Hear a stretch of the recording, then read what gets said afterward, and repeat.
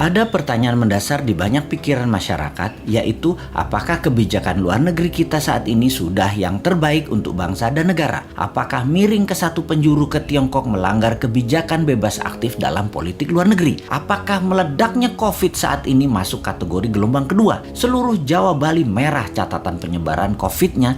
Ada apa ini? Apakah karena 2 juta orang mudik lebaran kemarin? Atau ada tangan globalis yang masuk? Menjawab pertanyaan sederhana ini akan menjawab pantaskah jabatan 3 kali dilakukan dengan merubah atau mengamandemen Undang-Undang Dasar. Banyak yang mendukung jabatan 3 kali beliau karena merasa manfaat kehadiran beliau di jabatan tersebut. Namun, partai politik yang masing-masing sudah punya putra mahkota ingin juga sang putra atau putri mahkota menjadi orang nomor 1 atau nomor 2 di Indonesia. Strateginya adalah dukung 3 kali dengan syarat putra mahkota atau putri mahkota jadi orang nomor 2-nya. Kalau tidak, mereka tidak akan mendukung. Tetapi New Mind percaya diri.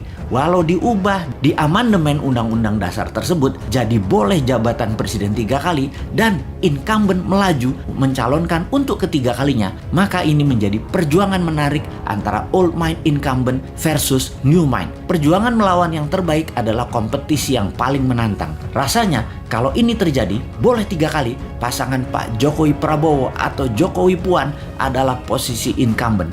Dan New Mind dengan PD-nya akan mengatakan, saya lawan, saya maju, saya berminat untuk mengalahkan Old Mind. New Mind posisinya pasti tidak akan ke obor Tiongkok, tidak ke B3W-nya G7. Semua diakomodir, tapi kecil aja, secukupnya. Namun yang mayoritas adalah kekuatan bangsa sendiri. Kekuatan bangsa sendiri artinya sejarah berhutang panjang oleh pakar ekonomi kelas dunia katanya akan berakhir. Produk dalam negeri, domestic direct investment, dan kebijakan produk pengganti impor, anti fossil oil, dan mendukung energi terbarukan, serta baterai akan mendominasi ke depannya. Kita urai sedikit apa yang akan terjadi 4 tahun ke depan di dunia. Dalam pertemuan G7 Juni 11 sampai Juni 13 tahun ini 2021 yang dihadiri 7 kepala negara, di mana yang hadir semua tidak ada yang menggunakan masker, hadir dengan pesawat pribadi masing-masing, akhirnya mendapatkan kesepakatan.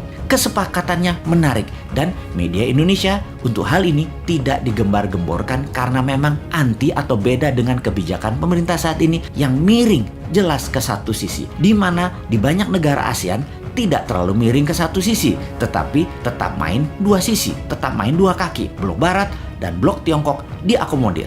Karena media tidak menyorot, maka ya sudah, New Mind saja yang menyorotinya. Kebijakan G7 tersebut jelas anti BRI atau Belt Road Initiative-nya Beijing, anti strategi Debt Trap Economic Approach kolonialisasi 5.0 yang dijalankan Tiongkok ke luar negeri. Apa kebijakan mereka? Negara G7 ini, yaitu 7 negara besar di luar Rusia dan Tiongkok. Mereka, G7 atau Group of Seven, adalah organisasi 7 negara terbesar di dunia secara per kapita, secara gross domestic bruto. Negara-negara ini adalah Kanada, Prancis, Jerman, Italia, Jepang, Inggris, dan Amerika Serikat. G7 menyumbang hampir 60% dari kekayaan bersih global atau sekitar 317 triliun dolar. 42-46% dari produk domestik bruto atau PDB global dunia.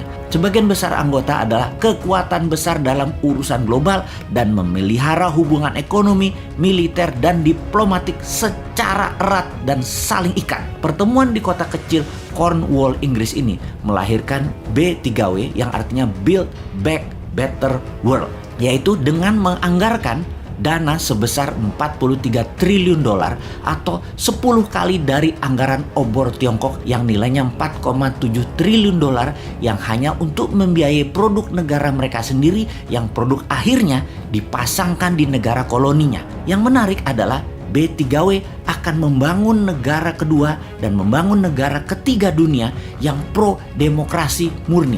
Ini syarat yang berat sekali bagi negara yang mau membangun negaranya bergabung dengan B3W ini. Mudah-mudahan Indonesia termasuk kategori negara demokrasi murni ya.